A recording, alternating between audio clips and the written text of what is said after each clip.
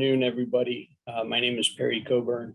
I'm a partner in the Energy and Regulatory Department of the Christian and Barton Law Firm here in scenic but rainy Richmond, Virginia.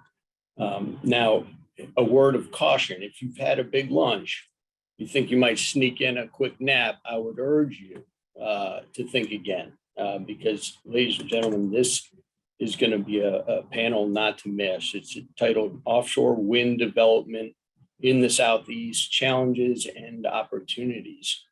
It promises to be a lively and engaging discussion about this seemingly new, but already critically and increasingly important and rapidly evolving industry. It's a topic about which a lot of people seem to know a little bit. And that makes our panel very special. These are three veritable experts in the field. You'll meet them momentarily. I think you'll agree they know a great deal about this subject matter, but I'm also excited about this panel because of who we have at the helm of this ship, leading the discussion. Your moderator today is Jason Hill. He's counsel at a little law firm you may have heard of, Hunton Andrews Kurth, based out of Hunton's offices in DC and Houston. Jason brings more than 20 years of relevant experience to bear, both as an advocate for clients in a variety of environmental, natural resource, and compliance matters, including litigation and regulatory proceedings, but also as an advisor, counseling clients in connection with various energy-related matters, including relevant to this discussion, both on and offshore renewable energy projects, among others. And I could go on, but I've eaten too much time already. And I think you'll find that Jason is very much in his element today, moderating this discussion about offshore wind generation. And Jason, I will turn it over to you. Sounds great. Thank you, Perry. So I'm Jason Hill. I'd like to introduce our other panelists today. In alphabetical order, we've got Spencer Haynes, and he is the Managing Director for Business Development at Duke Energy Solutions, Sustainable Solutions. Spencer develops wind, solar, and energy storage projects. Duke Energy Sustainable Solutions owns and operates over 5 gigawatts of renewable energy projects and has a pipeline of more than 5 gigawatts of projects.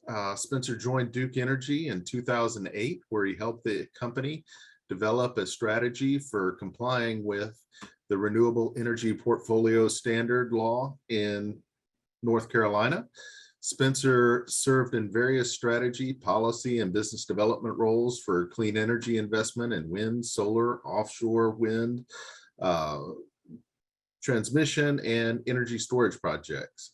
He serves on the board of directors of Renewable Energy Wildlife Institute and was the past chair of the board of the Advanced Power Alliance in Texas, Oklahoma, Kansas, and Nebraska.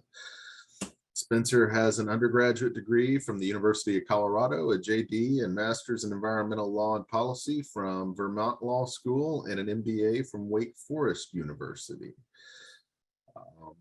Next, we have Josh Kaplowitz. Josh joined ACP in November of 2021. In his capacity as Vice President for Offshore Wind, Josh leads the ACP team focused on offshore leasing and permitting, supply chain development, vessel and other maritime issues, tax policy, worker health and safety, and legislation.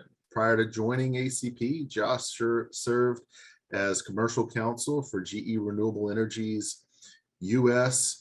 offshore wind business and spent 5 years at the U.S. Department of the Interior, Office of the Solicitor, as an attorney advisor for the Bureau of Ocean Energy Management's Offshore Renewable Energy Program. Josh is also an adjunct professor at George Washington University Law School, where he co-teaches a seminar on offshore wind.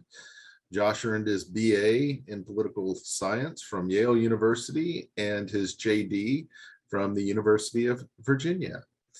And we also have Catherine Collins. Catherine is president of the Southeastern Wind Coalition, a nonprofit dedicated to advancing wind power in the Southeast through outreach and education. Since 2015, she has managed SEWC's programming across 11 states, working with a wide variety of stakeholders to promote land-based, offshore, and imported wind power. Prior to SEWC, Catherine held various roles across the finance and renewable energy industries.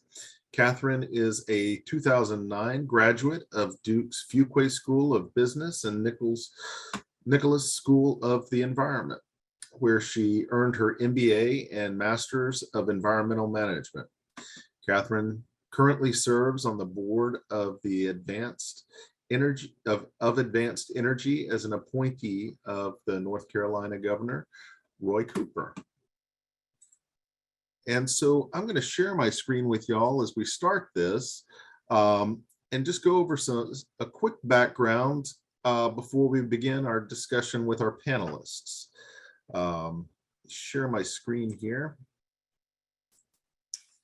This is some background regarding offshore wind development, and what I'd like to go over are just some of the basics. We have the management of energy development on the outer continental shelf, which is anything from the state boundary out to the end of the economic zone, is the OCS. That's the federal land, federal offshore lands or outer continental shelf. The Energy Policy Act of 2005 required Department of Interior to develop regulations. Those regulations were promulgated in 2009. They're found at Part 585. The Department of the Interior manages energy development on the OCS through BOEM, or the Bureau of Ocean Energy Management, which does the leasing side, and then the Bureau of Safety and Environmental Enforcement, which does the enforcement side of it. There are other agencies involved in development of the OCS. Those include the Corps of Engineers, the National Marine Fisheries Service, the U.S. Coast Guard. The current administration issued Executive Order 14008, which is tackling the climate crisis at home and abroad. They have set a goal of getting 30 gigawatts of offshore wind capacity operating by 2030. And they have a target goal of permitting at least 25 gigawatts by 2025. Some of the recent developments include in October, Secretary Holland outlined the goal for the offshore wind strategy to meet the goal of permitting 25 gigawatts by 2025. BOEM anticipates up to 7 new lease sales and review up to 16 new projects by 2025. They're looking at the Gulf of Maine, New York Bight, Central Atlantic, the Gulf of Mexico, the Carolinas, California, Oregon. Recent DOI approvals include Vineyard Wind last May. We also had South Fork in November. They had a big lease sale in January, February for the New York Bight. The next one coming up is probably going to be in the California or the Carolinas, then the Northern and Central California, then the Gulf of Mexico. A little bit about the process. You've got 2 steps here. The first part of the process with leasing and permitting from BOEM is they have a planning and analysis stage, they have a leasing stage, they have a site assessment stage, and then a construction and operations phase. And then the second part of that is interconnection and market rules and how you get the power actually to the grid. With the planning and analysis phase, you start with what's a request of interest or an RFI, or you can also do a call for information and nominations, or the call. From there, that's going to be like the largest area. That's going to be, say, think of it like we're doing a bullseye here. You start with the entire Gulf of Mexico, and then you move to priority wind areas. Those are identifying smaller areas that are shrinking the target a little bit. You do an environmental assessment for the lease issuance. You propose the leases and do a final notice, final sale notice, and then there's an auction, and the lease is eventually granted. These are very complicated, take a long time, but this is kind of giving you where we're going. At the leasing stage, BOEM determines first whether there's competitive interests. If it exists, then they do the lease sale that we just discussed. If not, then they just directly negotiate the lease. At the site assessment phase, the lessee will do site characterization studies, and they'll eventually put together a site assessment plan, or an SAP. The Bureau of Ocean Energy Management will review that, and they'll either approve it with modification, or disapprove of it.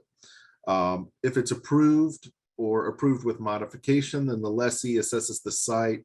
They can put in meteorological towers, buoys. They start doing the study to figure out where they're going to construct this. And so again, we're kind of bringing it in slowly to a target where they're actually going to build it. We've started with the broadest area. We've gone to a wind energy area. We've gone to a specific lease sale area.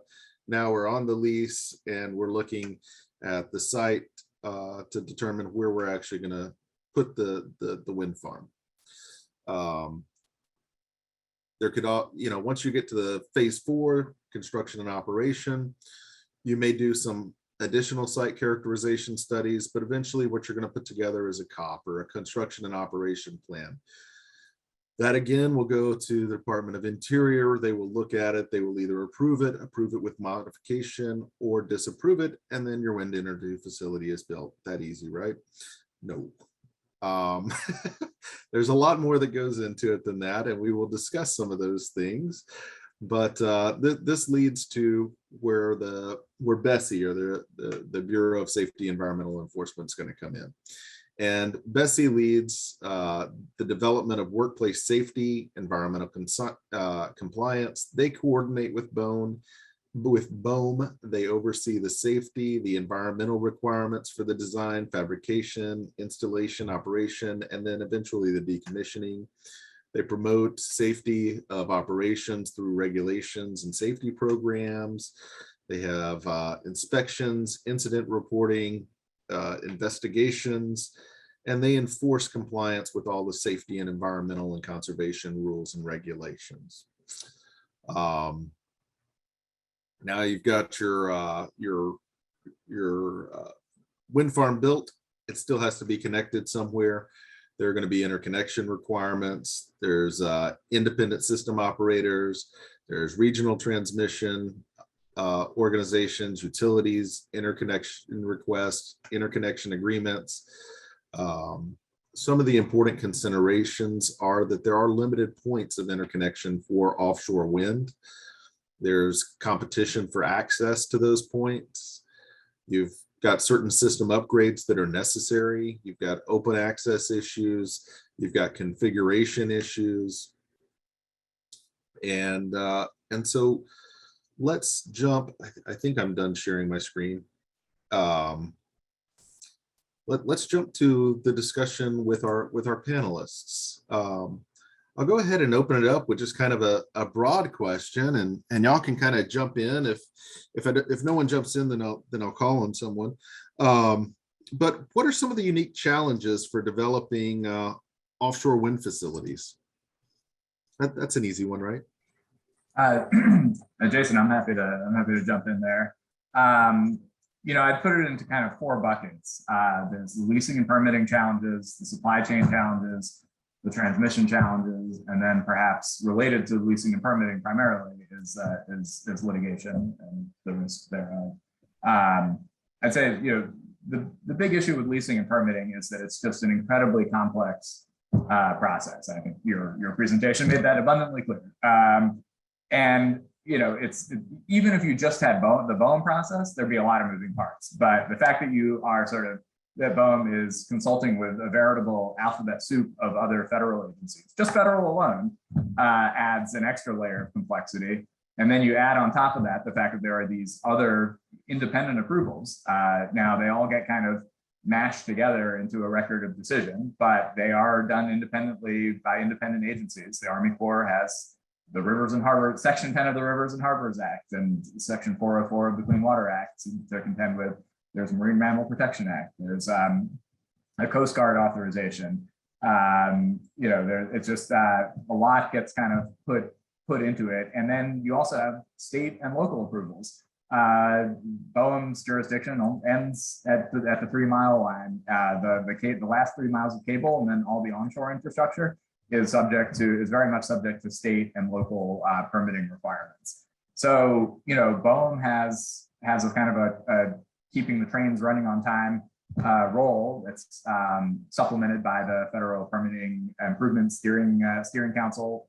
For sure, they have some help. CEQ should be providing help, but it's a lot. And you know, developers want to make investments in. Obviously, they've invested a lot in their leases, especially these days, and they want to make supply chain investments too. And they have to gauge these supply chain. They can't just make all their supply chain investments the moment they get their permit, which could happen, you know, 4 years after they become a leaseholder. They have to start doing a lot of planning, and they have to gauge that planning against where things are in the permitting process. And if there's a delay, that pushes their procurement back into and their ability to avail themselves of the supply chain. So it's a real it's definitely a big challenge, and the more predictability, you know, we at American Clean Power are constantly advocating for a predictable and efficient permitting process so that developers can make these decisions as far in advance as they can, which in turn lowers the cost of energy and you know, which is already going down because we're getting more experience, you know, and I know others will talk a little bit more about that, but you know, optimizing the efficiencies of a growing industry is really dependent on getting these permits, especially the federal permit. It's really, offshore wind is unusual in that it's, you know, unlike onshore wind and solar, it's completely dependent on a federal permitting scheme. 99.9% of the area where offshore wind can and will be built is in federal jurisdiction. And so having that federal support is quite important. You know, I mentioned supply chain. The supply chain is developing in the US. You have examples of investments being made in like a blade facility in Hampton Roads, a giant wind turbine installation vessel being built right now in Brownsville, Texas. But it's going to take time, and those first couple of projects may need to use more, you know, overseas components and vessels than we want, you know, and then we're going to get to. But the Jones Act is a challenge. You know, we support the Jones Act. We want as many American mariners to be in this industry, but it's a challenge when, for example, these giant wind turbine installation vessels are there are no U.S. flagged vessels, and so you know, the only ones available are foreign flagged, and we need to figure out ways to be able to use those for the first couple of projects while we are building a U.S. fleet. Now, there are 27 other vessels being used and in these projects, and many of them are already, there is already a Jones Act fleet. So, you know, we can right away put American mariners to work, but there are certain vessels that just aren't available in the U.S. yet, and we need to make sure that we can use foreign vessels for at least those first couple of projects for those specific, very unique purposes. Third one, transmission. You know, you have a limited number of interconnection points right now from, you know, that are onshore. Right now, every developer gets the right to an easement, or through BOEM's regs, every developer gets the right to an easement to shore to connect their project through, you know, with a cable into the grid. But we may probably eventually need to transition to more of a regional model where you have these sort of offshore, maybe independent offshore cables that collect energy from multiple projects, and, you know, are able to find sort of the key interconnection points which has an added benefit of reducing environmental impacts. You have less sort of spaghetti wires on the seafloor, and it also provides redundancy because you'll have each project will have multiple onshore connection points, which is good for grid security. And then lastly, litigation. Coastal landowners and fishermen are the most likely litigants here. The industry works very hard to work with all stakeholders to try to address their concerns, but and does to a certain degree of success. But there's always going to be, especially for a new industry where there's a lot of fear of the unknown. I think for the first couple of projects, you're going to see lawsuits. We believe these projects will withstand legal scrutiny. These are some of the most heavily analyzed projects from an environmental perspective ever. Just look at how many pages the Vineyard Wind environmental impact statement is. But there's always, anytime you have litigation, there's always a risk of delay, and preliminary injunctions are always something that people worry about. But so I think it's important to keep an eye on litigation, and there's already been quite a few lawsuits filed on this, hadn't there, Josh? I'm sorry? So there's already been quite a few lawsuits filed on some of these projects that have been approved, right? Well, the Vineyard project has had a couple lawsuits. I believe 4 of them from there have been some, I'll say NIMBY groups, wealthy coastal landowners, some fishing groups. But there's lots of onshore support. Anyone can file a lawsuit, and if they're wealthy or have funding through some source, they can sustain a lawsuit. But the presence of lawsuits doesn't actually necessarily reflect the level of public support for these projects, including within the communities where the litigants come from. But look, the American legal system is what it is. It's quite easy to sue to challenge major infrastructure projects. It's a challenge that every industry contends with, from renewables to oil and gas across the board.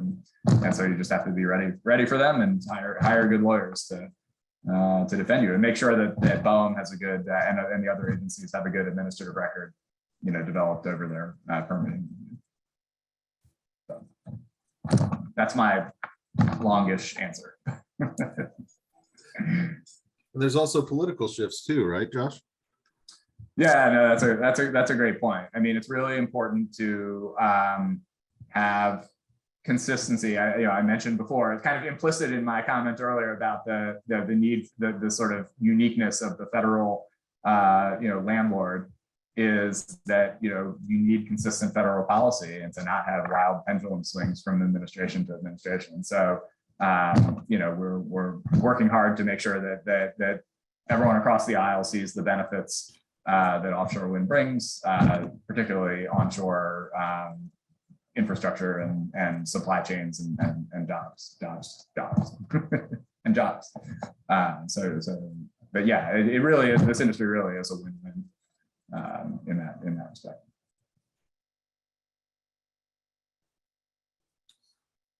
Well, thank you. I think that was a very detailed answer. Let's see. I've got another question.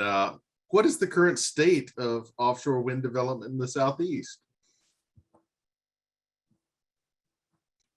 I'm happy to jump in with a response to that one. So offshore wind is not quite as advanced in the Southeast development-wise as we've seen for a lot of places in the Northeast, but that also brings with it some advantages, right? We've got the ability to let the Northeast maybe filter through some of these lawsuits and other stakeholder challenges, and the Southeast is looking to learn from that. That said, maybe in some respects not as far along, but at least for our purposes at the Southeastern Wind Coalition, our jurisdiction includes Virginia, and we've been really excited to see the strides that Virginia has made in offshore wind over the last few years. It's really been a very quick and significant leap. Virginia has the Coastal Virginia Offshore Wind Demonstration Project. 2 turbines are actually spinning about 27 nautical miles off the coast of Virginia Beach. Those are owned and operated by Dominion Virginia, the regulated utility in the state. There's also a number of wind energy areas that have been identified. One of those off the coast of Virginia, also owned by Dominion Virginia, and they are right now looking at developing a 2,600 megawatt project in one of those wind energy areas. And have started really to secure a pretty solid path, both through state level policy, which I'm happy to chat more about that later, and just the importance of state level policy in developing cost-effective offshore wind. But secured that, secured the lease, and right now they are working with Virginia's regulatory body to get that project approved and be able to proceed with construction. I think we mentioned earlier the vessel that is that's under construction. That is actually a joint venture among a few different organizations, but one of which is Dominion Virginia's parent company. Part of their unregulated arm has contributed to that $500 million investment in a Jones Act compliant installation vessel. So pretty significant and interesting for the Southeast, I would say. North Carolina has really one wind energy area up on the northeast coast called Kitty Hawk that has been leased to Avangrid Renewables. And then in the southernmost section of the state, we expect another wind energy area to be leased this coming May. And part of the need for that leasing on the timeframe that is currently scheduled, which is May of 2022, is because of a wind leasing moratorium, or actually an outer continental shelf leasing moratorium that was enacted at the end of the last presidential administration and has yet to be rescinded. It does require legislation from Congress in order to be removed, and there are a number of activities right now that are ongoing in an effort to remove that moratorium, but it certainly puts a bit of a damper on any additional wind leasing. It goes from Florida up to the northernmost coast of North Carolina. So, and it goes into effect, I apologize, goes into effect July 1st, 2022. So important to have that Wilmington East wind energy area identified and leased before that period. So we'll know soon. There should be one or more new leaseholders off the coast of North Carolina. There are additional wind energy areas that have, or call areas that have been identified further south.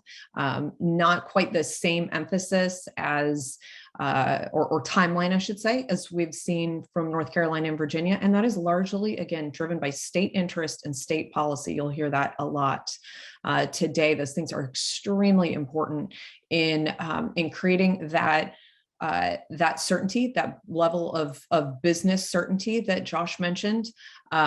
State policy is what drives energy policy. And so, again, something happy to touch on later, but certainly very important in why we see so much progress on offshore wind in Virginia and North Carolina, and then not so much South Carolina on south. And then earlier we saw there has been a lot of interest recently in the Gulf of Mexico, which I think is very exciting. There are some really unique opportunities and unique challenges in the Gulf of Mexico, but just off the top of my head, Gulf of Mexico is it's a working coastline, so you don't have a lot of the visual impact challenges that we see along coastlines in the Atlantic. It's also a really low cost. It's a low cost environment for construction. It's also a low cost electricity environment. So when you're trying to ensure that these projects make economic sense, you often have to look beyond just electricity price. You've got to look at the timing of when these projects are generating. You've got to look at any kind of carbon constraint policy or carbon pricing, things that again are going to steer your generation mix in favor of no carbon resources, which obviously offshore wind is a great option there. I feel like I could go on, but I'll pause if there's anything else that folks have questions on along those lines. Happy to answer, but I'll pause for now. No, I think we don't have any questions right now. On that issue, I do have one other question though. What are the opportunities for offshore wind development in the Southeast? Does anyone want to tackle that? I can start, and maybe Catherine can jump in after me. I apologize. I am about 4 days into a flu or a virus, and I may lose my voice here in the middle of this. So sorry about that. But Let's hope not. yeah, it's interesting. I started my career working on Superfund or CERCLA matters, and people used to say that was the Lawyers Employment Act back in the 80s. And I think offshore wind has the potential to provide about as many jobs as CERCLA did for lawyers. So and there's a lot of regulatory work that goes on. Not so much, I'm not talking about the litigation. I saw I was going to say, constructive lawyer jobs. Yeah, there's a lot of regulatory work that goes into these projects, federal, state. You've heard all the different statutes mentioned. In terms of opportunities in the Southeast, they are, they're largely driven by a balance of energy costs and mix of resources, and also state policy. So, North Carolina and Virginia are maybe a good comparison, and I may even throw in New York just to draw some finer points on the previous conversation. But about 2 years ago, Virginia decided offshore wind was going to be a big part of its future, along with energy storage and a whole host of other items. And the legislature passed a pretty significant mandate for the utility to go, and about 50% of that will be procured by the utility, and about 50% is available for third parties. So that really has enabled companies like Dominion to jump in and accelerate their development. So that project is one that we're watching. They're waiting for their regulatory approvals. I think by the third quarter of this year. They have taken about 4 or 5 years to get to the point of getting their construction and operation plan approved. And then in addition to that, they've got to go in before regulators and prove that the costs that they've incurred on behalf of their customers are prudent. And they're on track to doing that, which is exciting, and we're watching that closely. In North Carolina, it's a little different situation. While we have the governor's executive order aspirationally driving towards 2.8 gigawatts by 2030, and another 8 gig, or a total of 8 gigawatts by 2040, that's not a binding law. It is aspirational, and it's one that is helpful, but it doesn't quite get us to the point where we're going to be able to propose offshore wind and just sail through the process. So the Energy Solutions Act of North Carolina was passed last year, and that's another step forward. And that bill requires us to meet 50% carbon reductions by 2030. So that's a good step forward. And folks may know that there are a number of carbon plan stakeholder meetings that are happening right now. I know Catherine's been involved in those, and we appreciate her participation in those. But we're just in the middle of trying to figure out what the right mix of resources are to get us to that 50% reduction by 2030 and net zero by 2050. So I think offshore wind is a possible candidate for helping us get there.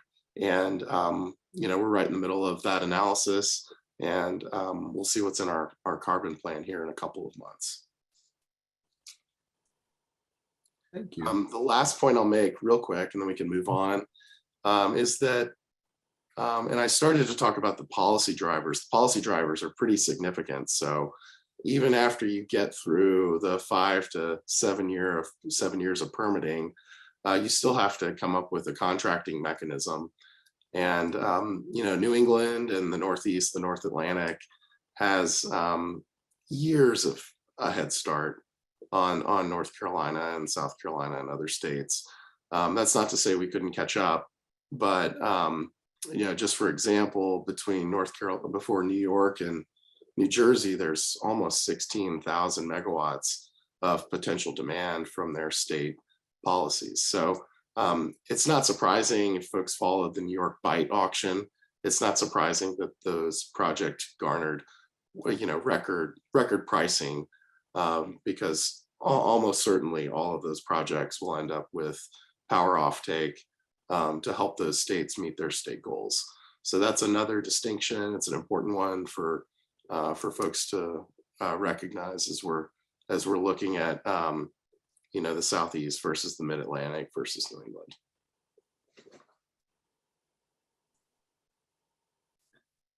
And I don't know if Catherine has other things to add, but I'll let her jump in if she'd like to. Not right off the top, unless Spencer, if you had something in mind, I'm happy to touch on it. Can anyone give us an overview of North Carolina's Kitty Hawk or the Timber Mill and Amazon Evergreen projects? Yeah, I'm happy to do that. So the Amazon Avangrid project is actually a land-based wind project. It's the only really large-scale land-based wind project in the Southeast. There's a much smaller, much older project in Tennessee, but other than that, it's really the shining star for wind in the Southeast. There are a lot of I won't dive into that since we've got a focus on offshore, but the Timber Mill project is another land-based wind project that is knee-deep in the permitting process and has been for a number of years, very close to the Avangrid project. Those are both in PJM territory. I know we can talk a little bit about utility structure and how that impacts the types of generation and the location of certain generation types. But those projects would presumably sell, or that the Avangrid project has a financial PPA with Amazon Web Services. So that is how they made that project work. It's been in service for over 4 years, might even be 5 now. And then the Kitty Hawk project is also very interesting. It is, bringing together a little bit of everything we've talked about so far. That project is also, the lease is owned by Avangrid Renewables, the same parent company as North Carolina's land-based wind project. And that lease area can support approximately 2,500 megawatts of offshore wind. It's about the same distance from shore as the wind energy area being developed by Dominion in Virginia. They're actually quite close. So 27 nautical miles. That was done to avoid any visual impact from a lighthouse that is part of the National Park Service, which is why it was given that special consideration. The lease area, is interesting. I think Spencer mentioned the New York Bight, which that lease sale brought in over $4 billion. The Kitty Hawk wind energy area went for lease, I think it was 2017, for $9 million. So just orders of magnitude over the last few years in terms of the interest in offshore wind and the investment opportunity that companies are seeing. So I think it's a double-edged sword potentially, depending on what side of the fence you're looking at it from, but or the fencing match. Yeah, it's going to be very interesting to see what happens with the Wilmington East lease. The Kitty Hawk project does not yet have a buyer, so they have looked at sending that power into both Virginia and or North Carolina. I know some of those discussions have been mentioned in the carbon plan that Duke Energy, that North Carolina regulated Duke Energy is spearheading. And then again, I think that project was very much considered when Virginia passed the Virginia Clean Economy Act, looking at, okay, how do we make sure that we've got space for both Dominion's project that they had in the queue, as well as other projects, to ensure that the state is creating the largest pipeline possible, which really helps attract the manufacturing assets that so many states are clamoring for, helps create a pipeline for jobs, a longer term pipeline than just one or two projects, and then also spurs some level of competition in terms of making sure, the more projects that we've got out there, the more likely it is that the developers of those projects are going to keep their pencils sharp, are going to, be looking at ways to reduce costs, because in the Southeast, we're primarily a vertically integrated, regulated utility structure. And so a lot depends on the incumbent utilities really wanting to either develop or procure offshore wind, and looking at how we can do that in a market like the Southeast. I'm glad you mentioned that. What are some of the pros and cons of a vertically integrated utility model that's predominant in the Southeast for the development of offshore wind? Anyone want to tackle that? Well, I can say a couple of things, since while I'm on the non-regulated side of Duke Energy, I can tell you Duke Energy does really big things very well. And so that's one of the pros of a regulated utility tackling something. I mean, we see that with Dominion as well.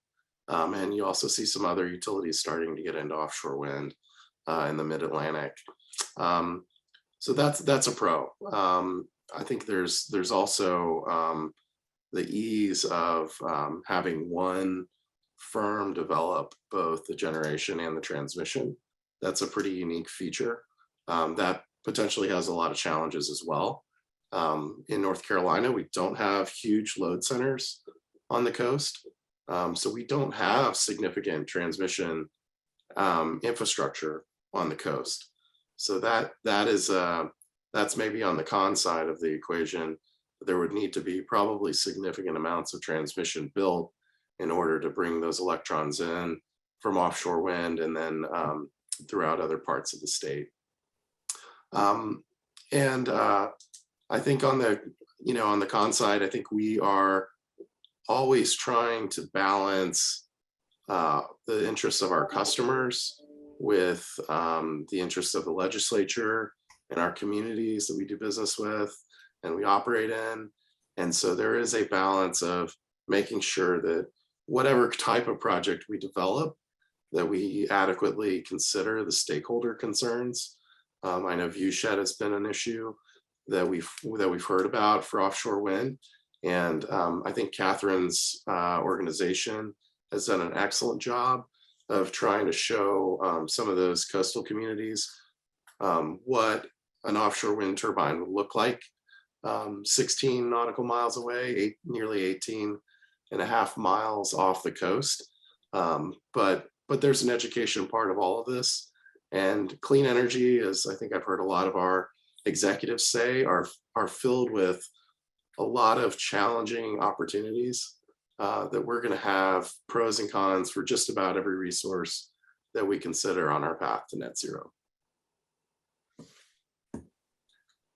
That, just on the siting, on the sort of visual impacts and the siting, a couple things I would add. One is study after study shows that actually, from Europe, where there's a really sort of full blown mature offshore wind industry, and they're building even more, and really kind of, especially with the war in Ukraine, going even further all in on getting off of certainly off of Russian gas and having energy independence. But they've studied the tourism impacts of from beach towns that are close to in proximity to wind farms, and have found that they are really virtually non-existent, especially if the wind farm is 9 or more miles offshore. They found that there's a study that Boehm conducted that found that was the real sort of threshold in terms of like really impacting how people felt about a town, within the sort of visual range as a tourist destination. So, obviously every property owner has like idiosyncratic concerns, but like from a sort of economic impact perspective, the tourism impact should be fairly negligible. And actually in Block Island, the first and still largest wind farm in offshore wind farm in the United States is right off of Block Island in Rhode Island, and they've actually found that it's become a bit of a tourist draw. People come to Block Island and actually want to go out and see this historic first offshore wind farm. And then the only other thing, the other thing I love to sort of remind people of, there's the daytime impacts. If you're off to a certain distance, you're really only going to see them if it's a really clear day. So there are a lot of days where if there's inclement weather or haze, you're not going to see anything. There's been a lot of talk about nighttime impacts. Obviously, each turbine's going to have the blinking red FAA lights, or are required to. But there are some new technologies that are coming into play that a lot of new developers are adopting, where these nighttime lights are radar activated, and would only come on if there is a plane within a certain several mile radius. And what that comes out to is only 1 or 2% of the time are you even going to see anything. The rest of the time, the red lights are dark. Now there are still lights at the bottom of the turbines for mariners, navigating in and around the area, but you're never going to. Those are so close to the water, you're never going to see those. So I think there are some facts that I think need to get out there about about these visual impacts that hopefully will sort of influence some of the thinking there. Josh, those are great points. And because I love the visual impact conversation, I'll add a couple of quick things. And that's that we've done a good bit of polling, and in that polling, we've shown time and time again, and others polling as well, that folks are actually more concerned about various environmental impacts, especially when it comes to things like birds and sea mammals, sea animals. And visual impact never rises quite as high as we think it's going to. And I think that the reason it becomes such an elevated topic of conversation is because the folks who can raise this to the level it's raised are the folks with connections, power, means, income. You were talking about lawsuits earlier. These are wealthy coastal residents. They don't want to see something. And, one thing that I've been trying to remind folks of is that we can have wealthy coastal residents see something, or we can have low income inland residents breathe something. I think we just have to think about the entire system as a whole, and as a society, what's really important. That's helpful. Let's see. I had a question about, and I think we've kind of touched on this a little bit, but how does this vary from state to state? I mean, does each state have kind of different decarbonization objectives? What states in the Southeast are more receptive to looking for developments versus Not as interested in full-scale decarbonation or decarbonization. I mean, I think I touched on this a little bit earlier, and kind of going back to Spencer's comments about the Virginia Clean Economy Act. Obviously, Virginia has committed in law to 100% carbon-free grid by 2050. North Carolina and the latest energy legislation did something very similar. Both have 2030 goals as well. I think both of them around 70 at or around 70%. I think it's going to be, you know, ensuring that that those states keep those commitments, that the constituents continue to hold that as something that's important, because we have seen, at least in Virginia, attacks this past legislative session on the Clean Economy Act. It was able to remain intact, fortunately, but certainly a number of folks trying to remove those carbon goals. You know, it probably shouldn't be controversial, but it is. And I think folks, you know, energy is a really complicated, very complicated topic. It's easy to oversimplify, and offshore wind certainly falls in that same category. But those are really the only states in the Southeast, aside from Louisiana. Louisiana also has the governor came out with a 5 gigawatt goal for offshore wind in their latest climate plan. And we've certainly seen some support from the state legislature there, but it is the Public Service Commission in Louisiana that really drives energy policy. So it's going to be up to the Public Service Commission there, which is an elected body, or body composed of elected members. And so again, but some momentum there. And I hope that we continue to see that more and more. But offshore wind is very much a state-driven. It requires state level policy to create the level of certainty that you need to develop, and in the Southeast, certainly to rate base offshore wind. I agree with all that, and I would just add, just scoping back a bit. I mean, yes, the state, if you have strong pro offshore wind state policies, you're going to get offshore wind development much sooner. But again, I keep pointing to Europe.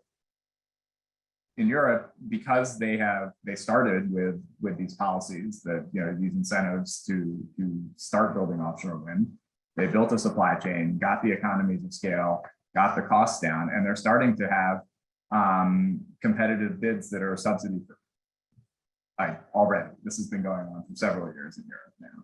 And what that tells me is you got to start somewhere, and the states that implement the policies are going to get the first movers and are going to get the first projects. But, you know, eventually we're going to get to a place, once there's a supply chain on both coasts, all 3 coasts, where I believe offshore wind is not going to need state policies, and that it will be cost competitive with any other form of generation, including onshore renewables. You know, I don't know when that, I can't tell you exactly when that happens, but you know, the states that are going to reap the earliest and biggest economic benefits are the ones that invest. So, you know, I think Catherine nicely laid out which states are in the Southeast are making the first steps, but you know, it's not too late for states like South Carolina and Texas to you know, to implement, you know, to start looking seriously at these policies and attracting, you know, and reaping some of the economic benefits that come with being early movers. So. Do you think there's any workforce transferable skills from the oil and gas industry or from the other existing maritime industries that could make certain areas in the Southeast more competitive than others? I mean, I would say absolutely. I mean, the oil and gas industry. I mean, one of the big reasons that the Gulf. I will say, you know, the BOEM process. Having been in BOEM, if you had told me 2 years ago where BOEM would be and where Louisiana would be in terms of offshore wind in the Gulf, I wouldn't have believed.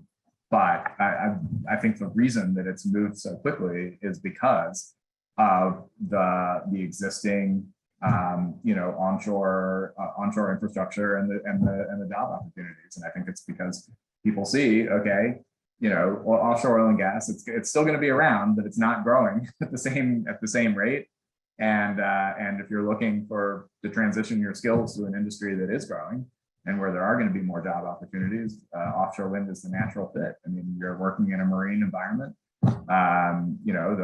The engineering is a little different, but there's a lot of transferable skills. We're working with our members and with state and federal governments to try to stand up job training opportunities to bridge that gap, because there are skill sets that are a little different. But I think your point about skill transferability is a really good one, and a reason that we're sitting here talking about offshore wind in the Southeast.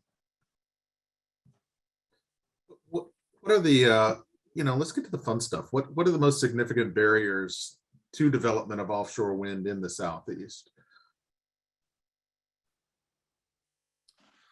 Well, I think a couple of them are state policy, clear state policy to help, to provide, utilities and developers their path forward.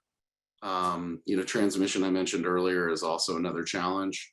We, while we're not in an RTO in the Southeast, and there are a lot of advantages to not being in an RTO, there are benefits to spreading out those costs over, many more states than the state that you operate in. So those are the two that jump out at me. And then I think, the alphabet soup of permitting agencies and employees and officials is going to be there's going to be a learning curve for all of these states to do their first projects. We see it with every new technology that comes along, and there is a lot of coordination under NEPA that has to happen. But I think those are the three big ones from my perspective. Thanks, Spencer.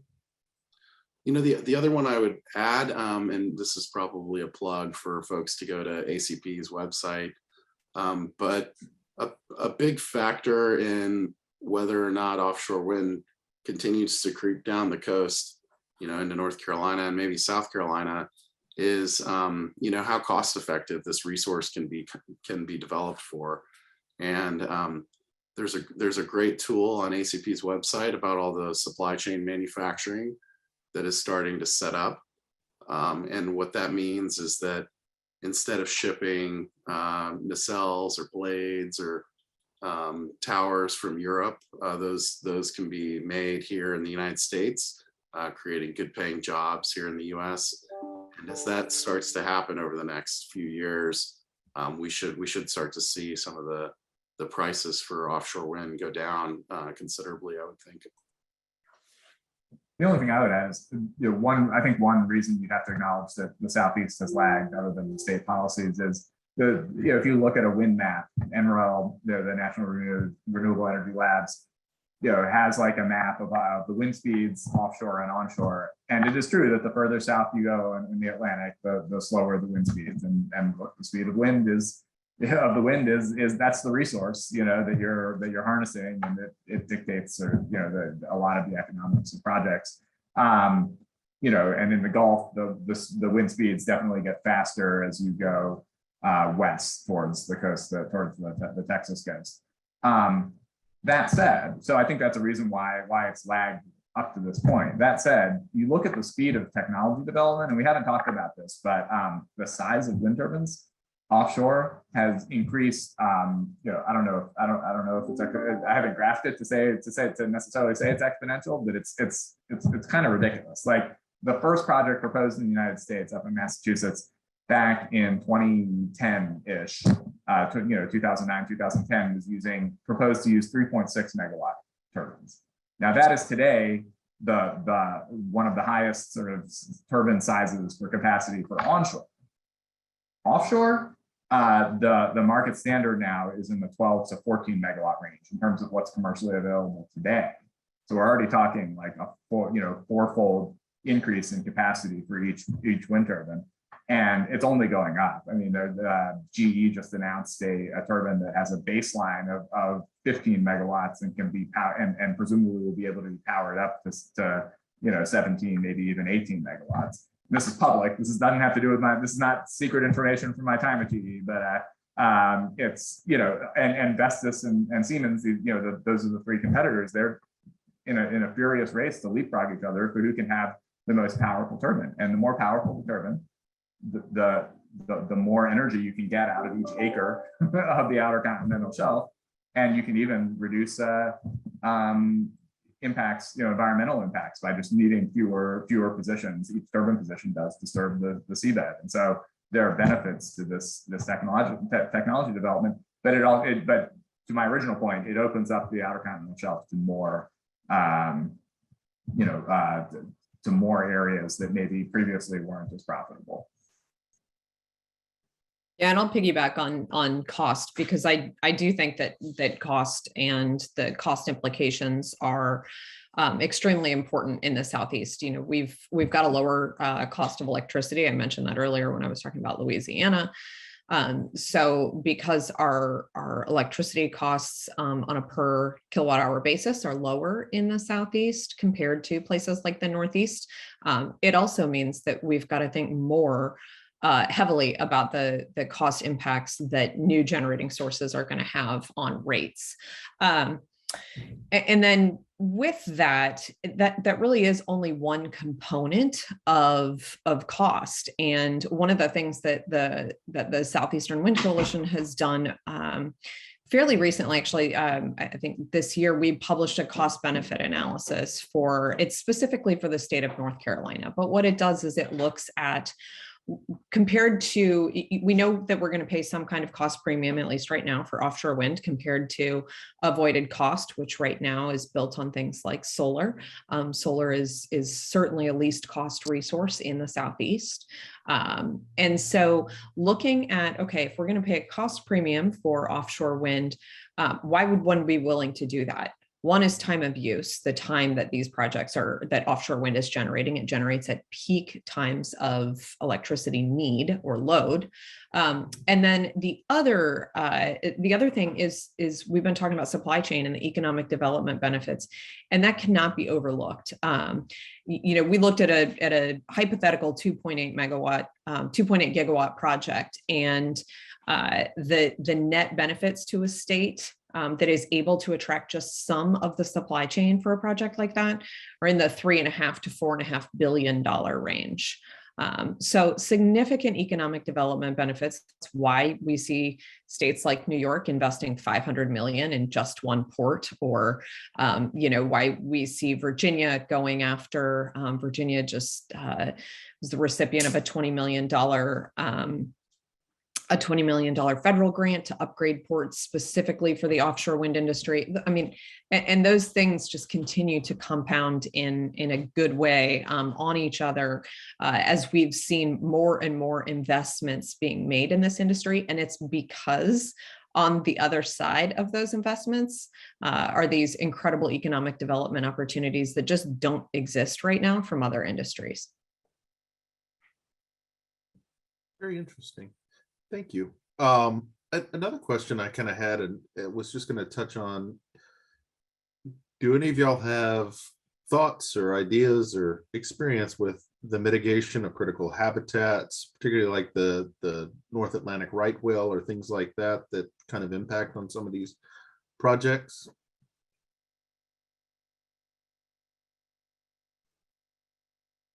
I mean, two answers. One is that the industry is like deeply committed to mitigate environmental impact, all types of environmental impacts. Obviously, there's sort of there are impacts to costs that come with mitigation, and those have to be considered. But the other thing is there are legal obligations. The Endangered Species Act is a thing, and we have to meet the requirements and whatever comes out of the consultations, the federal agency to agency consultations involving it. So the right whale is the sort of the key charismatic species that's in the area, and but we're obviously going to comply with our obligations under the statute. But I also think that it could be a driver of technology. I mean, one of the things that I think is missing from some of the conversations of the government, ENGOs, and industry is the role of innovation. If we harness the power of innovation, we can create solutions that mitigate right whale impacts at a lower cost and doing a better job when it comes to, for example, noise mitigation. There's pile driving, these giant hammers that drive the foundations into the seabed, create noise, and we want to make sure that right whales aren't swimming anywhere near that noise and are outside of a radius where the noise would constitute, a take or incidental take of a right whale. We understand. There's a technology called a bubble curtain. They're actually now double bubble curtains, which I just like to say. I just wanted to gratuitously say the word double bubble curtain, that do an even better job of keeping sound from propagating and affecting right whales. I think we can do a better job of implementing policies that sort of drive technology in a positive direction rather than sort of imposing really prescriptive measures that may not be reflective of the best available technology. So I throw that out there as something that, if there are any ENGO attorneys on the line or people who know ENGO attorneys, have them call me.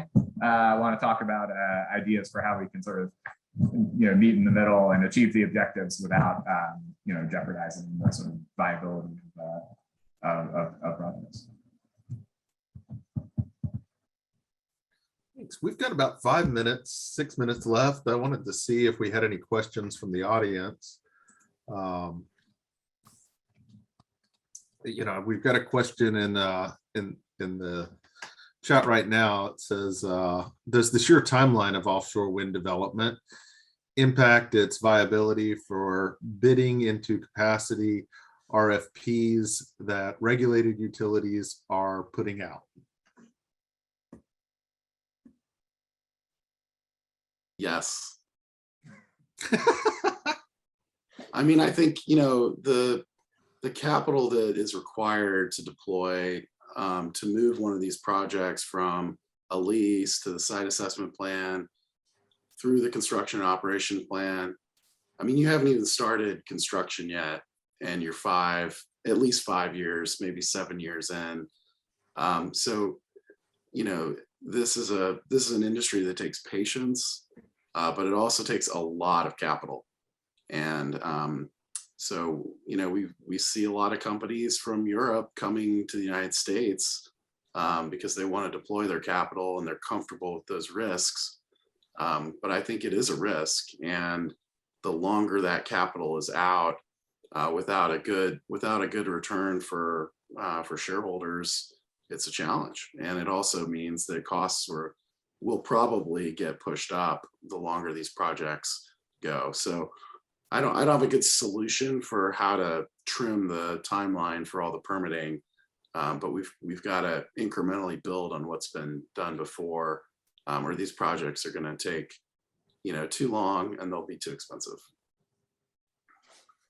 And our solution would be build more projects and exercise BOEM's muscles, the state's muscles in permitting. The more you permit, the easier it becomes and the shorter those timelines can be, because these will be impacts largely. I mean, obviously there are huge variations among projects and in different locations in terms of analyzing, the environmental effects, but there's a lot that we're learning and we'll continue to learn, and the more projects get permitted, the easier it'll be and the more predictable these timelines. I think you're already seeing that. There are 9 projects under review right now at BOEM, and they're going to have to figure out, they need more resources to process all 9 of them, but they're going to have to figure out how to be efficient and sort of use analyses and sort of spread the work across different projects, especially projects that are close together. But I have confidence that with the resources and the practice, the permitting process can get better. May require some regulatory changes, some statutory changes to really kind of make sure that those improvements are sort of can sort of be sustained across across the coming decade. But but I think it's very possible. It's just going to take hard work and some good policies. Thanks. Yeah, if anybody in the audience has questions, type them into the Q&A or the chat. We've got one. It's talking about one of our prior panelists discussed grid resiliency and Winter Storm Uri, the inability of renewables to perform during that storm was pointed out, and it was noted that the fallback was natural gas. In light of that event, are there technological advancements that could place wind higher in the grid resiliency queue? Oh, can I answer that, please, Jason? Absolutely, Spencer. All right. Unfortunately, we had some assets in Texas, so I was right in the middle of Winter Storm Uri last year. And Texas is a unique market. I actually had a chance to take Commissioner McAdams, who was on, to one of our solar farms in Texas, but it is an energy-only market. It is not connected to the rest of the grid, like just about every other state and region is. But it also, it also has, really it's the energy only portion of that. There's no capacity to back up the power. If it drops off, then that's sort of it. And, in other parts of the country, North Carolina is an example I know well. We have a diversity of resources. We have great nuclear plants. We've got pumped storage hydro. We have some of the largest solar projects in the United States. We were competing with California there for a number of years for new installations, natural gas. So I really think it's really like your investment portfolio or your retirement portfolio. You don't want to be long on any one resource. You want to have a nice mix. And what's happening now is we're trying to figure out what's the mix of zero carbon resources going to be to make sure that we can, sustainably provide reliable and cost-effective resources for customers. So I think it's a balance, and batteries, energy storage has a huge opportunity in the Texas market and elsewhere, but there are going to be other things that come up too. And the trick is to not rely on one resource. It's to have a nice mix of zero carbon resources. Great. I would actually just add one thing. I wasn't part of that original panel, but I would actually challenge the premise of the question. I actually don't think renewables perform badly at all in the storm, and actually the gas infrastructure, my understanding is perform worse. But I think resiliency, regardless of the source of the electrons, is really important. I mentioned backbone transmission. I think that's a way to get resiliency so that one breakdown of an offshore cable doesn't take a project offline. This is not the Southeast, but in California, one of the big arguments for having floating wind in California is that, the grid is at risk with wildfires, the actual effects of climate change, which one might argue Winter Storm Uri was a symptom of that. And so, I think you have to look at so in California, transmission coming off the coast obviously is not going to be affected by wildfires. Maybe different considerations in the Southeast at the moment, but I think renewable energy, like Spencer said, with battery storage, can be the sort of the foundation of a resilient grid. Well, thank you.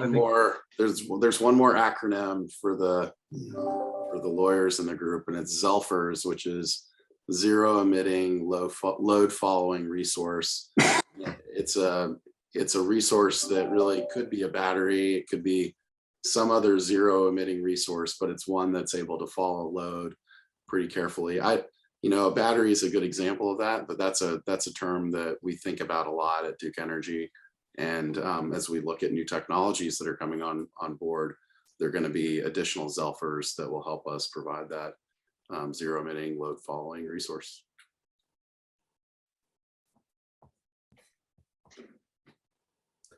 Well, thank you. I think our time is up.